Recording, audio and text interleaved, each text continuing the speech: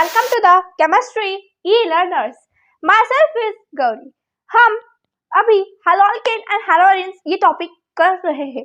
हमने पिछले लेक्चर में हैलोअल्केन ये टॉपिक पूरा का पूरा कंप्लीट किया है। हमने कल के लेक्चर में कुछ थोड़े से एक्स्ट्रा पॉइंट्स भी डिस्कस किए थे। लाइक दैट हमने कल एम्बिडेंट न्यूक्लियोफाइल क्या होता है उसके बारे में भी हमने कल पढ़ा है। आज के लेक्चर में हम क्या करने वाले हैं, हम पहले जो हमारा रिमेनिंग SN1 और SN2 रिएक्शन है पहले वो कंप्लीट कर लेते हैं। क्या कहता है हमें हमारा SN2 एंड SN1 रिएक्शन। जब हम बात करते हैं SN2 एंड SN1 रिएक्शन के बारे में तो यह बहुत खास तरह का रिएक्शन मैकेनिज्म है SN1 and SN2। I hope आपने सारी की सारी कल की चीज़ें रिवाइज कर ली हो, नोट्स बना लिए हो।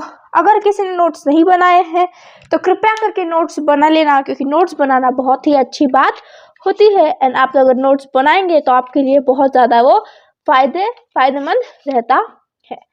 तो चलो फिर अब SN1 एंड SN2 में हम क्या करते हैं। जब हम SN1 रिएक्शन की बात करते हैं तो SN1 रिएक्शन में हमारे पास कार्बोकैटायन का फॉर्मेशन होता है। किसका फॉर्मेशन होता है SN1 में? हमारे पास कार्बोकैटायन का फॉर्मेशन होता है। कार्बोकैटायन का फॉर्मेशन होता है। SN2 में एक हमें ट्रांजिशन स्टेट आती है। ये स्टेट इस तरह की है कि इस स्टेट में एक तरफ से न्यूक्लियोफाइल भी अटैच होता है एंड एक तरफ से एक हैलोजन ग्रुप भी अटैच होता है। लेकिन ये हमें इसके कौन से स्टेट कहते हैं? हम इसे ट्रांजिशन स्टेट के नाम से हम इसे जानते हैं। हम इसे किस स्टेप से जानते हैं? ट्रांजिशन स्टेप के बारे में हम इसे जानते हैं। जब हम ये स्टेप x माइनस अपना दे देती है तो ये स्टेप हमारा क्या हो जाता है, क्योंकि यहाँ का ये जो ये क्या है? हमारा हैलोजन ग्रुप है। एंड जब ये हैलोजन ग्रुप ये बहुत ज़्यादा इलेक्ट्रोनेगेटिविटी है एज कम्पेयर टू कार्बन, इसीलिए आपने दोनों इलेक्ट्रॉन लेकर वो यहाँ से x माइनस के फॉर्म में बाहर पड़ जाता है। एंड हमें यहाँ पर क्या मिलता है? हमें यहाँ पर एक कंपाउंड देखने को मिलता है। यहाँ से न्यूक्लियोफाइल इसे अटैच हो जाता है। हम इसे कहते हैं SN2 रिएक्शन। लेकिन यहाँ इस तरह से नहीं होता है, यहाँ कुछ अलग स्टेप है। यहाँ क्या होता है? कार्बोकैटायन फॉर्मेशन होता है। फॉर एग्जाम्पल मैं अगर कहूँ मैंने ये लिया है कंपाउंड, तो मुझे ये फॉर एग्जाम्पल मैं इससे अच्छा एक आपको एग्जाम्पल दूंगी। मैंने अपनी कॉपी में लिख रखा है, आप इतना तब तक नोट डाउन कर लीजिएगा। Okay, yes.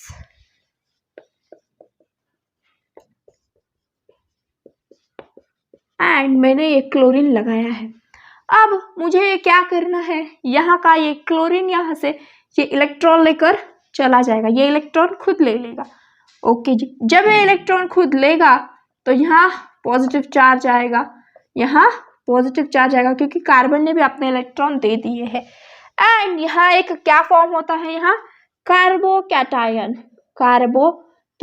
ये टर्शियरी कार्बोकैटायन है। ये कौन सा कार्बोकैटायन है आपका? ये टर्शियरी कार्बोकैटायन है। ओके जी, जब टर्शियरी कार्बोकैटायन है तो ये मोर स्टेबल होता। इसका मतलब tertiary is greater than secondary is greater than primary. यहाँ कार्बन हमें इसकी स्टेबिलिटी ऑर्डर हम यहाँ किसके बेस पर स्टेबिलिटी का ऑर्डर निकाल रहे हैं?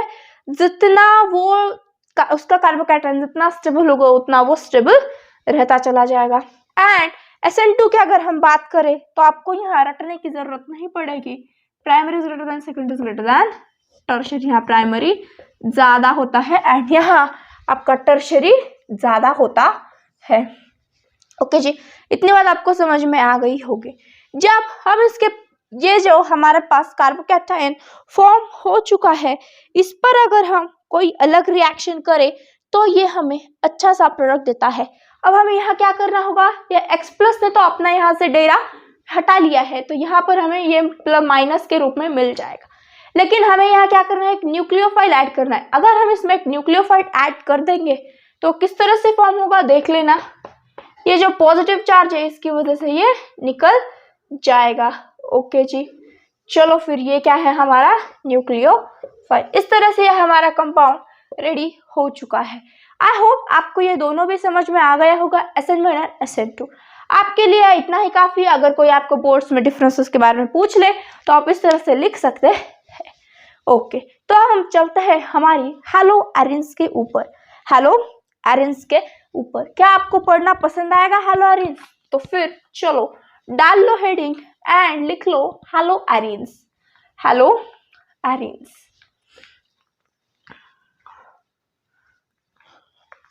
बहुत ही इंटरेस्टिंग बात है, जब हम हैलो अल्केन की बात कर रहे थे हमने यहाँ जो कुछ भी इसका हाइब्रिडाइजेशन था वो किस तरह से देखा था। हमने जो यहाँ हाइब्रिडाइजेशन देखा था वो था हमारा sp3 हाइब्रिडाइजेशन था। कौन सा हाइब्रिडाइजेशन था? sp3। लेकिन जब हम हमारी हैलो एरिन्स में हम कॉन्फ़िगरेशन देखेंगे तो यहाँ हमें कॉन्फ़िगरेशन क्या देखने को मिलेगा? sp2। एंड ये sp2 हाइब्रिडाइजेशन है, यानी कि यहाँ s कैरेक्टर बहुत ज्यादा है। एंड जिस तरह से हमारा s कैरेक्टर बढ़ता है उसी तरह से हमारी इलेक्ट्रोनेगेटिविटी बढ़ती है, यानी कि sp3 पहले आप हेडिंग डाल लो हैलो एरिन। Hello arenes. जब हम इस हैलो एरिन्स की बात करते हैं तो हम एक हैलो अल्केन और हैलो एरिन के बीच में कंपैरिजन करते हैं। CH3 CH2 Cl and Cl, ये मैंने दो एग्जाम्पल लिए हैं। अब इस कार्बन का यहाँ कॉन्फ़िगरेशन क्या है? यस, कॉन्फ़िगरेशन क्या है? sp3 है इस कार्बन का, क्योंकि इसके पास क्या है? 4 सिग्मा इलेक्ट्रॉन्स है। ओके जी, 4 सिग्मा इलेक्ट्रॉन्स है। देन इसकी इस कार्बन का हाइब्रिडाइजेशन क्या होगा? यहाँ sp2 होगा। sp2 हाइब्रिडाइजेशन होता है। अब आप मुझे बताना sp3 या फिर sp2 इन दोनों में से किस में s का कैरेक्टर ज्यादा है? यहाँ 100/3 करना होगा आपको एंड यहाँ 100/2 करना होगा। यहाँ आएगा 33.33 एंड यहाँ आएगा आपको 50%। ओके, अब आपको पता चल चुका है कि S में हमारे sp2 में यहाँ S कैरेक्टर बहुत ज़्यादा है।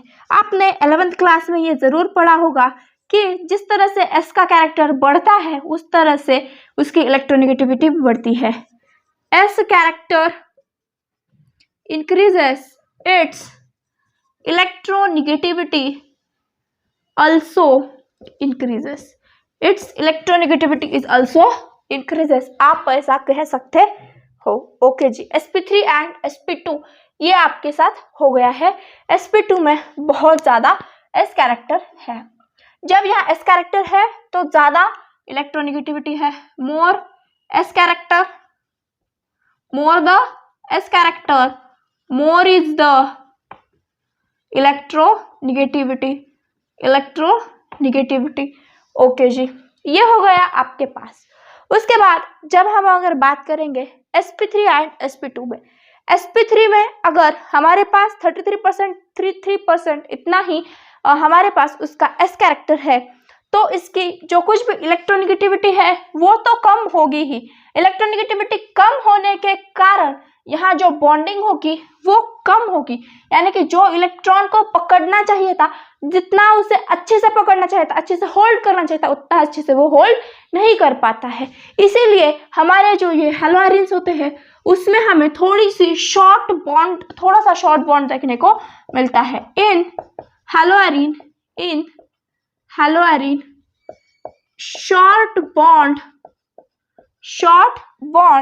is visible. Short bonding is visible due to sp2 character. Yes, shorter than in haloalkane. In haloarenes, short bond is visible due to sp2 nature. Okay, ये समझ में आ गया आपको कि हैलो एरिन्स में इस तरह से क्यों होता है। उसके बाद इसमें भी कुछ ना कुछ हमें क्या कहते हैं, इसमें nucleophilic substitution and electrophilic substitution हमें देखना है। इतना आप पहले नोट डाउन कर लीजिएगा, उसके बाद हम आगे की तरफ चलेंगे। ओके, उसके बाद हम आगे की तरफ चलेंगे। यस,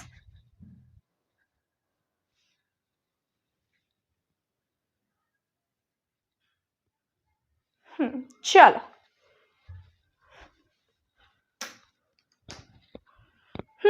कर लिया नोट?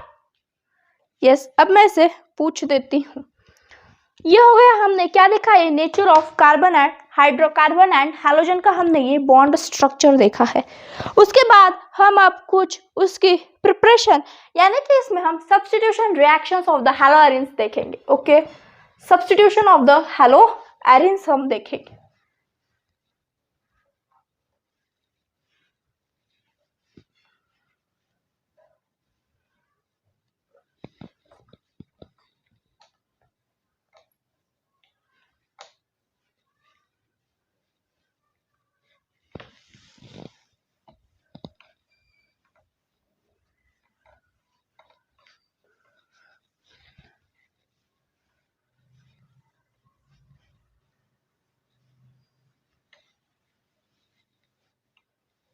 यस, चलो सब्स्टिट्यूशन ऑफ द हैलोअरेंस।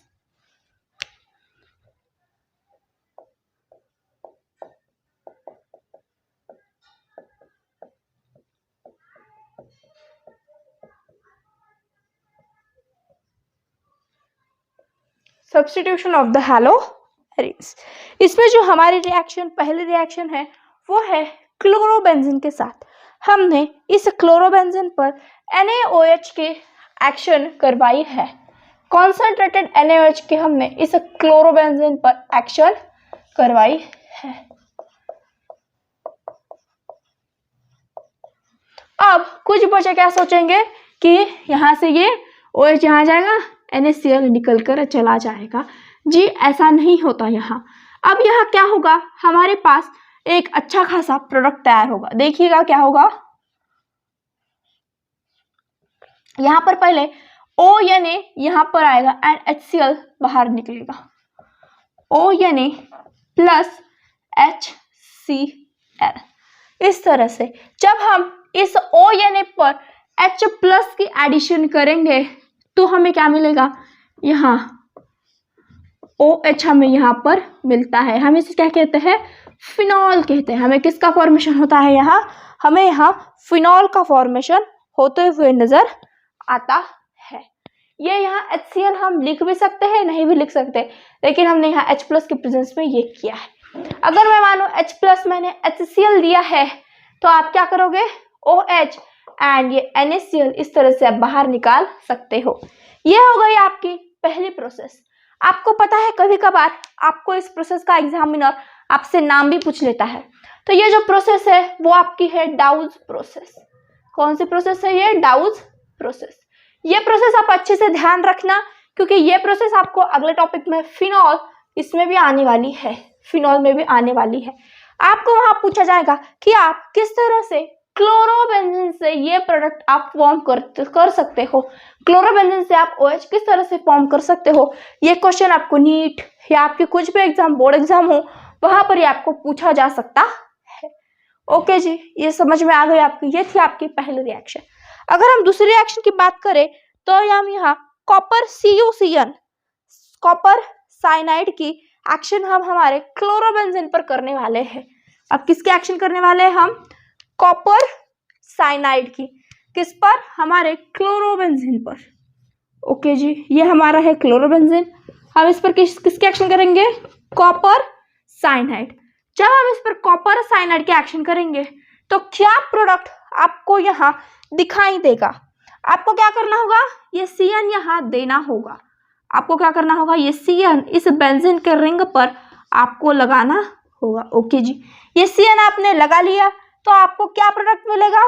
यस, आप ऐसा लिख सकते हैं कि आपको कॉपर CuCl2 ये आपको यहाँ से प्रोडक्ट मिल सकता है एज अ बाय प्रोडक्ट।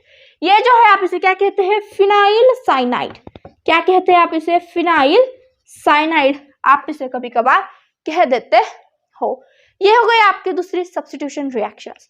मैं आपको फिर बार बार बता रही हूँ कि रिएक्शंस आपके इस टॉपिक में नहीं है, लेकिन ये रिएक्शन आपको अगले टॉपिक में या फिर उसके अगले टॉपिक में जरूर नजर आएगी। तो आप लिख लीजिएगा। यस, लिख लिया आपने। तो चलो फिर हम अब थोड़ा सा और आगे बढ़ते हैं। अब हम आगे क्या करेंगे, अब हम हमारे पास और एक रिएक्शन है, उस रिएक्शन का नाम मैं आपको पहले लिखूंगी एंड फिर आप उसे गेस कर लेना, ठीक है। मैं अब रिएक्शन करवाती हूँ हमारी NH3 या फिर in the presence of Cu2O। हम क्या करेंगे, जो कुछ भी हमारा क्लोरोबेंजीन है हम उसकी रिएक्शन किसके साथ करेंगे, अब ये क्लोरोबेंजीन है उसकी रिएक्शन हम copper NH3 Cu2 and NH3 के प्रेजेंस में हम इसकी रिएक्शन करने वाले हैं। यस, यहाँ थोड़ा सा प्रेशर है एंड थोड़ा सा टेम्परेचर हमने हीट कर दिया है, आप इस तरह से भी समझ सकते हो। अब आपको क्या मिलेगा, यस अब आपको आगे क्या प्रोडक्ट मिलेगा। सबसे पहले ये जो NH3 है वो यहाँ आकर बैठ जाएगा, ओके जी, ये NH3 आपका यहाँ आकर बैठ चुका है।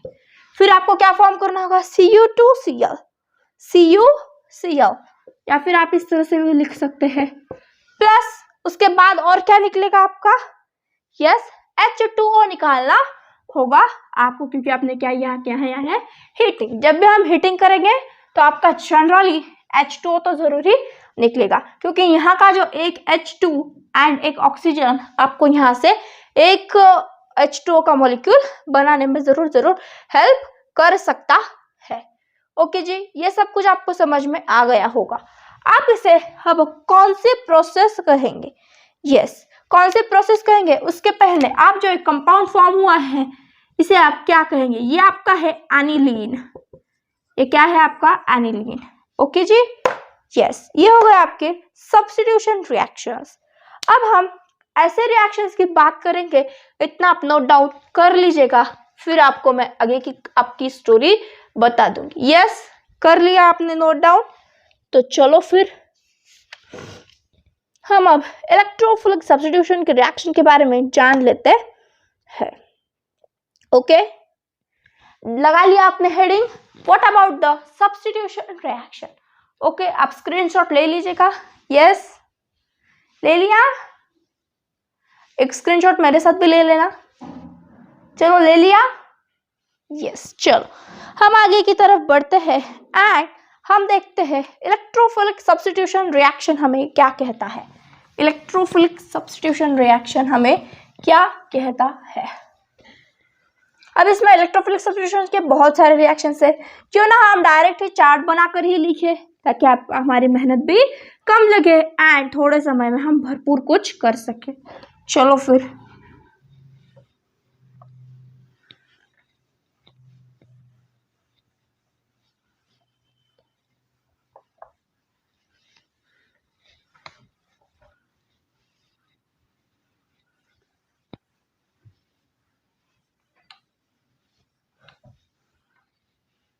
electrophilic substitution reaction.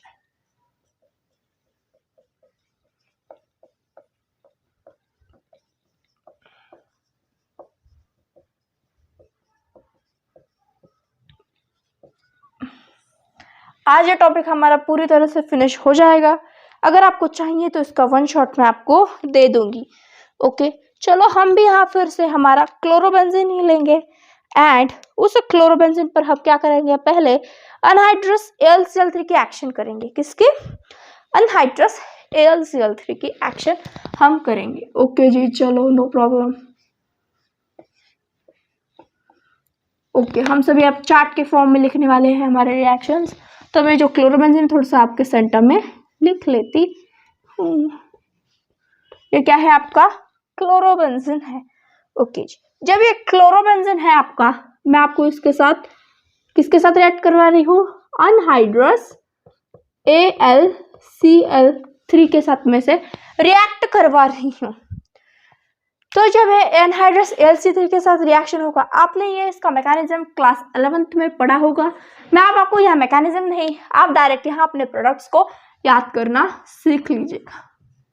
ओके जी, chlorine and chlorine plus chlorine and chlorine. जब मैं आपको इसकी बात करती हूँ तो एक हैलोजन कैसा ग्रुप है आपको पता है? हैलोजन ये एक अर्थ्रोपैराडायरेक्टिंग ग्रुप है। कौन सा ग्रुप है? अर्थ्रो पर। वो सिर्फ और सिर्फ इस अर्थ्रो पर या फिर पैरा पर, अर्थरो पर या फिर पैरा पर। इस तरह से आपको दो प्रोडक्ट आपके पास फॉर्म होते हैं। ओके जी, ये होगा आपका इसके हिसाब से पहला प्रोडक्ट। ये आपको समझ में आया होगा। मैंने कुछ भी नहीं किया है, सिर्फ और सिर्फ उसको क्या किया है, मैंने इसी तरह से लगाया है। आप इस रिएक्शन को क्या कह सकते हैं? इस रिएक्शन को आप हैलोजिनेशन भी कह सकते हैं। क्या कह सकते हैं आप इसे? हैलोजिनेशन। हैलोजिनेशन भी आप इसे कह सकते हैं। ओके जी, उसके बाद की रिएक्शन जो है आपकी, वो आप उसे कहते हो अल्काइलेशन। क्या कहते हो? अल्काइलेशन। अब अल्काइलेशन में क्या होता है? अल्काइलेशन, यहाँ पर आप देखेंगे तो अल्काइल का मीनिंग होता है CH3। इस ग्रुप में आपको अगर CH3 ऐड करना है तो आप किस तरह से करोगे? आपको इसी तरह से इसे ऐड करना होगा। अर्थरो एंड द पैरा के फॉर्म में आप इसे ऐड कर सकते हो। हाँ जी, yes, is it right? Yes, it is absolutely right, absolutely right. Okay जी, चलो फिर अब आगे की जो रिएक्शन है आपको CH3COCl, क्या कहते हैं आप इसे? यस, CO क्या होगा? CH3COCl। मैं अगर CO इस तरह से लिखूंगी तो आपको बहुत अच्छे से समझ में आएगा। 1 2 3 क्या कहोगे आप उसको? 1 chloro 2 methyl ketone, 1 chloro 2 methyl ketone.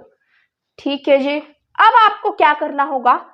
यहाँ से CH3CO सिर्फ इतना ही ग्रुप आपको यहाँ पर लगवाना होगा। यस, CO CH3 इतना ही ग्रुप आपको लगाना पड़ेगा यहाँ। ओके जी, चलो 1 मिनट में अपने पेन में थोड़ी सी शाई भर देती हूँ ताकि आपको क्लियरली दिख सके।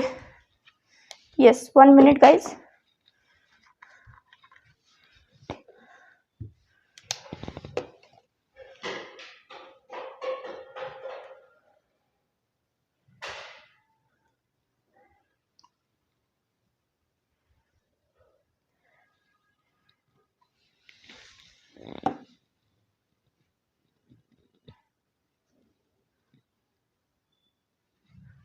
यस, क्या प्रोडक्ट फॉर्म होगा आपके पास? आई होप आपने तब तक प्रोडक्ट को फॉर्म किया होगा। यस, क्या प्रोडक्ट होगा?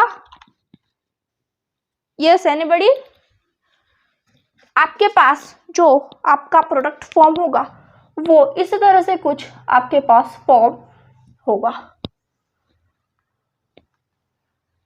Yes, CO CH3 and Cl plus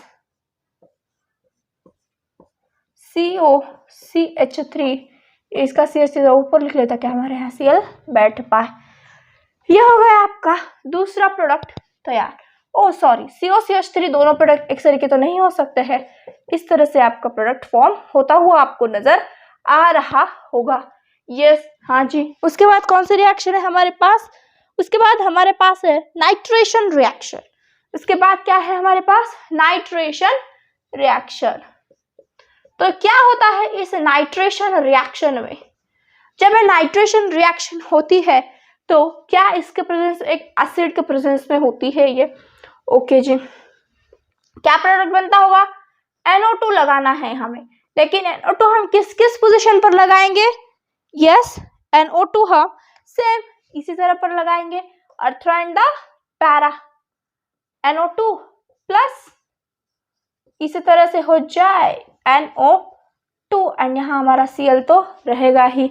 yes, last reaction है वो है हमारी सल्फोनेशन रिएक्शन। कौन सी रिएक्शन है? Sulphonation reaction. चलो फिर सल्फोनेशन, अगर आप एसिड की बात करें यहाँ HNO3 यूज किया है हमने एंड यहाँ पर आप H2SO4 यूज कर सकते हो। ओके जी, अब सल्फोनेशन में क्या होगा? ये क्लोरीन तो यहाँ का यही रहेगा, लेकिन ये जो आपका SO3H यहाँ से फॉर्म होगा, अब किस तरह से होगा? HSO H2SO4। ओके, O4, ये 3 और 4, यहाँ से H प्लस निकल जाएगा। क्या बचा हमारे पास? SO3H एंड ये H2O के फॉर्म में यहाँ से निकल जाता है। नहीं याद रखना है आपको तो सिर्फ और सिर्फ आप SO3H ही लगाना याद रख सकते हैं। प्लस आप इसमें भी क्या कर सकते हो, SO3H एंड यहाँ आप Cl लगा सकते हो। ये हो गए आपके सारे के सारे इलेक्ट्रोफिलिक सब्स्टिट्यूशन रिएक्शन। ये कौन सा रिएक्शन हो गया आपके, इलेक्ट्रोफिलिक सब्स्टिट्यूशन रिएक्शन। अब मैंने आपको कल के लेक्चर में वुड्स रिएक्शन बताई थी, आज मैं आपको एक फिटिक रिएक्शन नाम का रिएक्शन है वो मैं आपको करवा देती हूँ। कौन सा रिएक्शन है, फिटिक रिएक्शन। ओके जी, फिटिक रिएक्शन वुड्स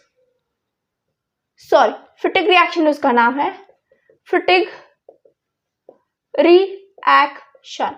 हम इस फिटिक रिएक्शन में क्या करेंगे, हमारे पास एक क्लोरोबेंजीन होगा, यस, इस क्लोरोबेंजीन के पास हम एक सोडियम जोड़ देंगे एंड प्लस और एक हमारे पास क्लोरोबेंजीन होगा।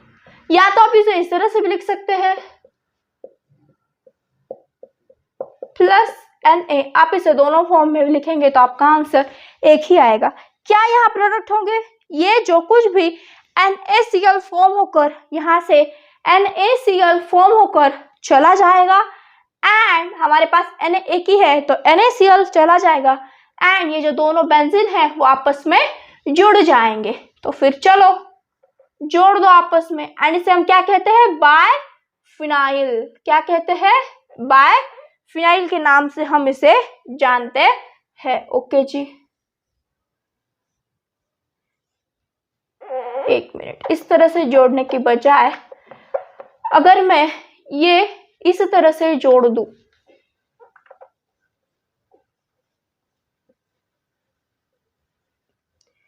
यस, ये आपका बायफिनाइल कहलाता है। This is the बायफिनाइल।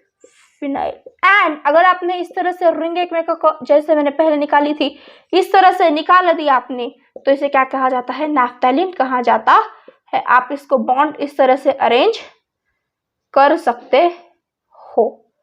ओके, ये आपका क्या होगा, नैफ्थैलीन है आपका, एंड ये जो स्ट्रक्चर है वो आपका क्या है, बायफिनाइल।